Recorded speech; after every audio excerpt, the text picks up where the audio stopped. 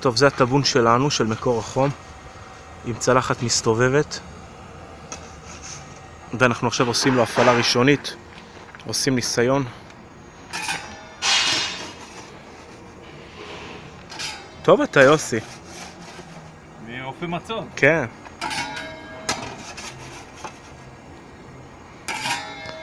יש לנו כאן לחצן, איך זה נקרא הלחצן הזה? לחצן פטריה. לחצן פטריה, שאם קורה איזשהו... במקרה חירום אנחנו מנקים חשמל מיידית.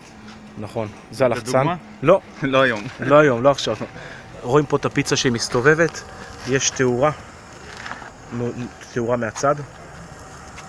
כרגע היא לא משפיעה כל כך.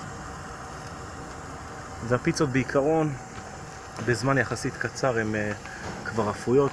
כאן למטה זה המערכת של הפציומטר, הבקר מהירות, שאפשר לעלות אותו, להוריד את המהירות, לעלות, לרדת.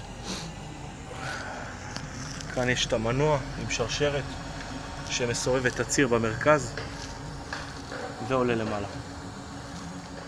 זה הטבון. 70 שניות הפיצות מוכנות? כן, תראה, תיקח זמן. ויש לו פתח גם מהצד הזה שאפשר לשחק איתו ולהפעיל אותו מאיזה כיוון שרוצים. אז הטבון הזה הולך להיות בנוי בהפרדה בין המטבח למסעדה, וזה הטבון ללקוח שהזמין.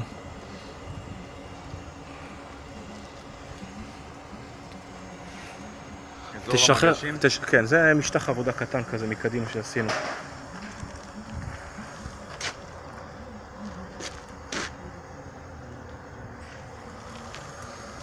תשחק עם הפיצה, נראה שהיא השתחררה.